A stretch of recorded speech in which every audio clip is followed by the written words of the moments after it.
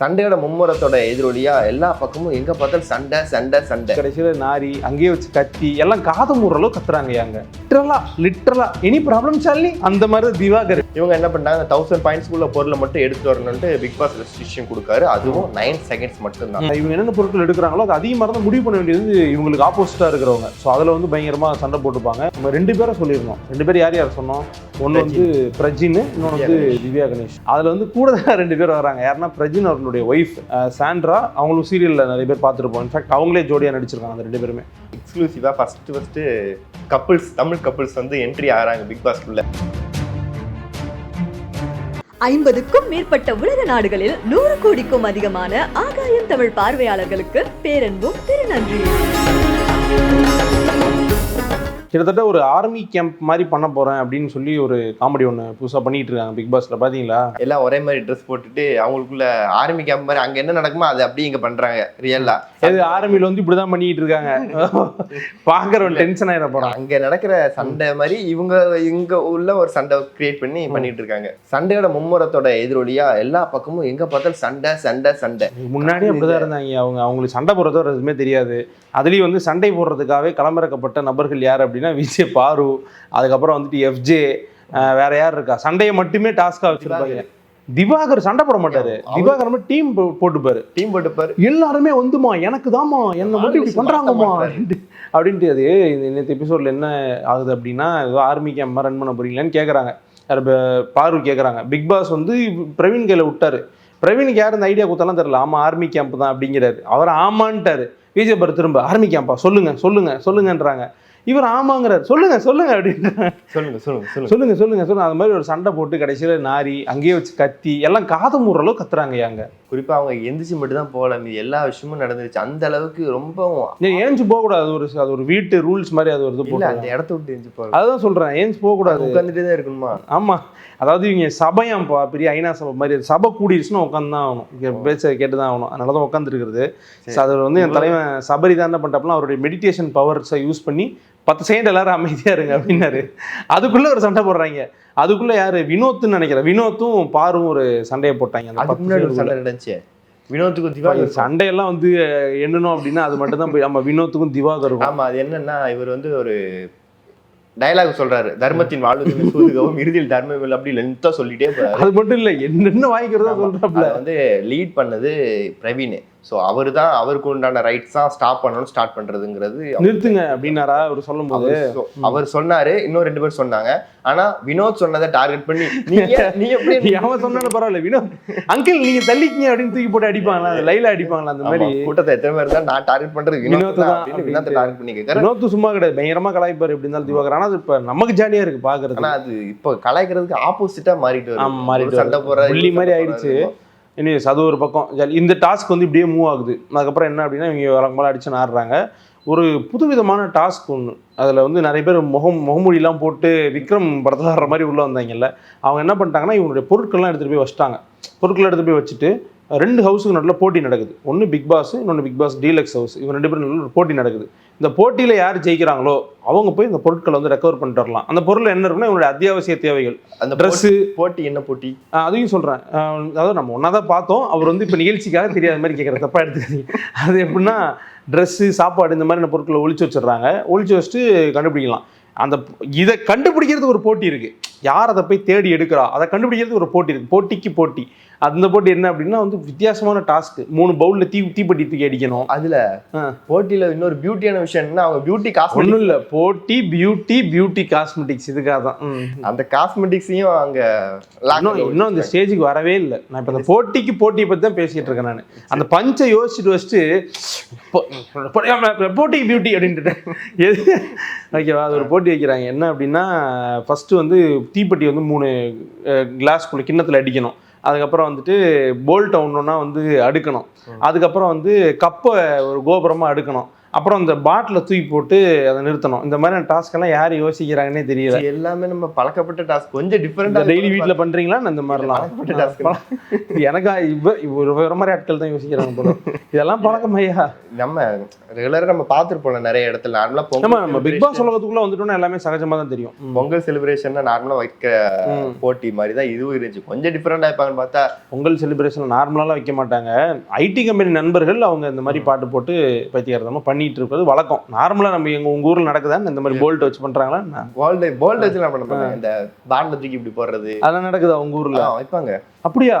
இவ்வளவு பொங்கல் தான் வைப்பாங்க. இது ஒரு வித்தியாசமா சொல்றீங்க. சரி, ஓகே. உங்க ஊர் எங்க இருக்கு? பிக் பாஸ் உலகத்துக்குள்ளயா வெளி உலகத்துல தானே இருக்கு? வெளி உலகத்துல.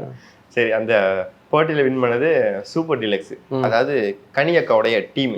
கனியக்கா டீமா? ஆமா, கனியக்கா இருக்காங்க அந்த டீம்ல. சரி, ஓகே. அவங்க வின் பண்ணதை தான் அப்படி காமிச்சிட்டு இருக்காங்க. ஸோ அவங்க வின் பண்ணிட்டாங்க. வின் பண்ணதோட அவங்களுக்கு கொடுத்த பாயிண்ட்ஸ் வந்து 1000 பாயிண்ட்ஸ்.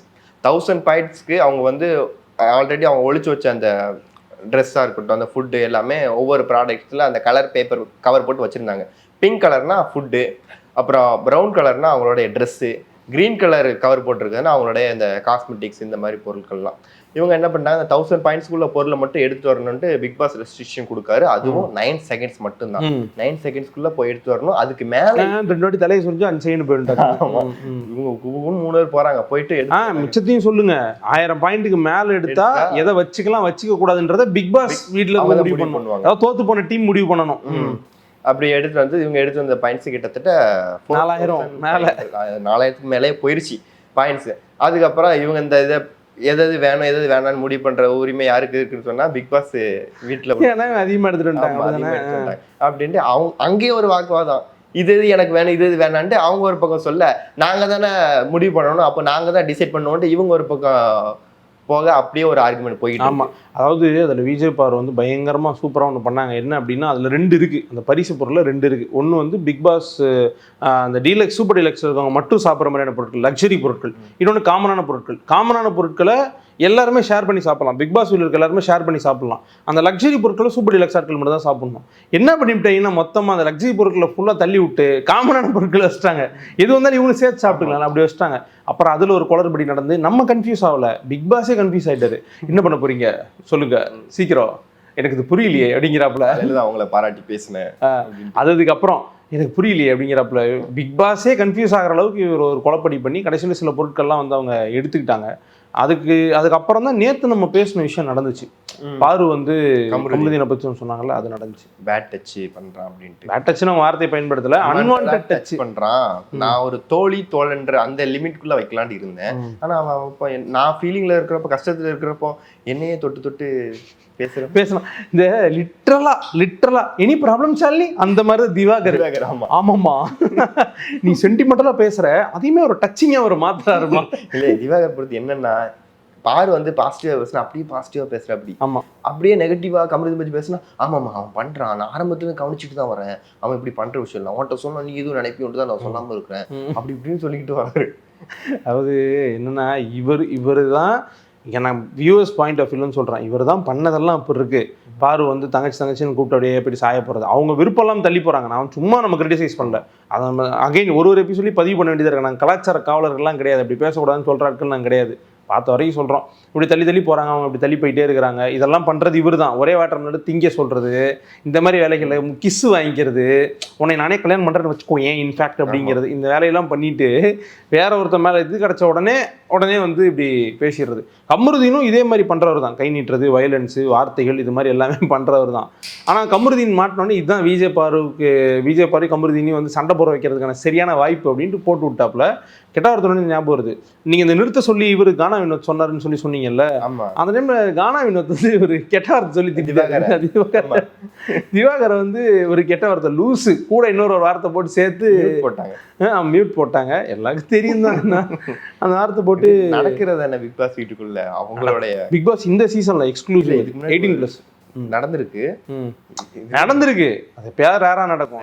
இது திட்டுறது மட்டும் இல்லை, பேசிக்கிறதே அப்படிதான் பேசுறாங்க. ஸ்நாக்ஸ் தின்பியா, அப்படிங்கிறது இதெல்லாம் விடுங்க. அது உண்மை டபுள் மீனிங்ல டபுள் மீனிங்கில் பேசுறது, சிங்கிள் மீனிங் தான், ஒரே மீனிங் தான், அது ஸ்ட்ரைட்டாக தான் மீனிங். அந்த மாதிரி பேசுறது இதெல்லாம் இப்போ பண்ணிட்டு இருக்காங்கல்ல. கானாவோட ஸ்ட்ரைட்டாக அந்த வார்த்தையை சொல்லி திட்டாரு. அதை வந்து மன உளைச்சலாகி இனி இந்த வார்த்தை சொல்லி திட்டு அந்த வார்த்தையை சொல்லிக்கிட்டே இருக்காரு. அவனாச்சும் ஒரு தடவை தான்டா சொன்னான் அப்படிங்கிற மாதிரி அந்த வார்த்தையை சொல்லி திவாகர் வந்து புலம்பிக்கிட்டே இருக்காரு. அப்படி ஒரு காமெடி நடந்துச்சு. ஒரு காம்ப்ரமைஸ் பண்ணிட்டு பிரவீன் ராஜ் உள்ள வந்து காம்ப்ரமைஸ் பண்ண பார்த்தாரு. 2 பேரும் நான் சாரி கேட்க மாட்டேன் அப்படின்னாங்க.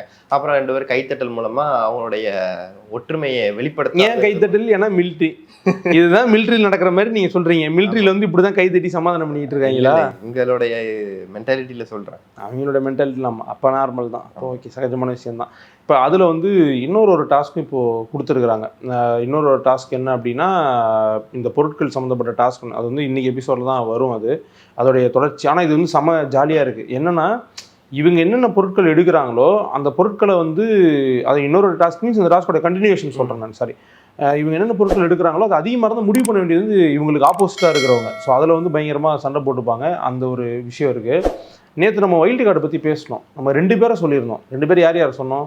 ஒன்று வந்து பிரஜின், இன்னொன்று வந்து திவ்யா கணேஷ். ஓகேவா? தமிழ்நாட்டினுடைய க்ரஷ் திவ்யா கணேஷ். இவங்க 2 பேரும் நம்ம சொல்லியிருந்தோம். அதில் வந்து கூட தான் 2 பேர் வராங்க. யாருன்னா பிரஜின் அவர்களுடைய ஒய்ஃப் சாண்ட்ரா. அவங்களும் சீரியலில் நிறைய பேர் பார்த்துருப்போம். இன்ஃபேக்ட் அவங்களே ஜோடியாக நடிச்சிருக்காங்க அந்த 2 பேருமே. அப்புறம் பார்கவ், அவரும் சீரியலில் நடிக்கக்கூடியவர். ஆமாம், ரொம்ப மோசமானவன்டா இந்த பார்கவ். அந்த பார்கவ் இல்லை, இது வேற பார்கவ். இவர் வந்து பணக்கார மாப்பிள்ளையாக, பணக்கார வீட்டு பையனாக, தன் உழைப்பில் உயர வேண்டும் என்று நினைக்கக்கூடிய ஒரு சந்தோஷ் சுப்பிரமணியமாக பல நாடகங்களில் நடிக்கக்கூடிய ஒருத்தர். அவரும் வந்து வராரு. 4 பேர் நினைக்கிறேன். இன்னொன்று 15-16 பேர் வைல்டு கார்டிலே உள்ள விடுவாங்கன்னு நினைக்கிறேன். அப்போ போராதா இருந்தால் எவிக்ஷனில் இந்த வாரம் யாரோ ஒருத்தங்க இருப்பாங்க. இந்த வாரம் எவிக்ஷன் லிஸ்ட்டில் வந்து நம்ம வர சொல்லுவோம். இந்த வாரம் சொல்லலை. எவிக்ஷன் லிஸ்ட்டில் யார் இருக்கான்னு தெரியுமா? யார் இருக்கா? எவிக்ஷன் லிஸ்ட்டில் நிறைய பேர் இருக்காங்க. அதில் வந்து இல்லை சொல்கிறேயா, இதுதான் ட்விஸ்டா? ஆமாம், எவிக்ஷன். ஆனால் இந்த வாரம் எவிக்ஷன் கண்டிப்பாக இருக்கும். எல்லா வாரமே இருக்குது. இதுக்கு முன்னாடி சீசன்லாம் இந்த நோ எவிக்ஷன் இதெல்லாம் பண்ணியிருக்காங்க தான். இந்த சீசனில் அந்த மாதிரிலாம் இல்லை, இருக்கும். பட் கேமை யார் சரியாக விளாடலைன்னு நம்ம சொல்லலாம். இந்த வாட்டி கேமை எனக்கு தெரிஞ்சு சுத்தமாக சரியாக விளாடாதுன்னா கலையரசன் தான். அவர் எங்கே இருக்காருன்னே தெரில. அவர் அப்படி ஒன்று விளாடுறாரு. அண்ட் ரம்யாவுமே அப்படி தான். அவங்க வந்து போகிறாங்க வர்றாங்க பேசுகிறாங்க, கேம் விளாட்ற மாதிரிலாம். கெமி ஃபர்ஸ்ட் வீக் நல்லா விளாட்றாங்க. ஃபர்ஸ்ட் 2 வீக்ஸ்லாம். இப்போ அவங்களும் அப்படியே நல்லா அடப்பாங்கடா சும்மா கத்திக்கிட்டே இருக்கிறீங்க அப்படிங்கிற மாதிரி ஆயிட்டாங்க. அவங்க சவுண்டுமே இப்போ கம்மியாயிருச்சு. முன்னாடி அவங்க தான் அந்த கண்ட்ரி ப்ரூட் அப்படின்னு இறங்கி போய் சண்டைக்கு போனால அவங்க தான். இப்போ அவங்களும் விட்டுட்டாங்க. எனக்கு தெரிஞ்சு அரோரா போகிறதுக்கு பாசிபிள் இருக்கு. இல்லை, அரோராவுக்கு வெளியே பெரிய ஃபேன் பேஸ் இருக்கு. ஓட்டு போட்டுருவாங்க. அரோராவுக்கு நல்ல ஒரு வாய்ப்பு இருக்கு, அவங்க ஜெயிப்பாங்க. துஷாருக்கும் ஓட்டு விழுறதுக்கான வாய்ப்பு இருக்குது. பட் இதில் ரொம்ப எனக்கு தெரிஞ்சு இதுவாக இருக்கிறதுனா கலையரசன் மேபி பாசிபிள் இருக்கு.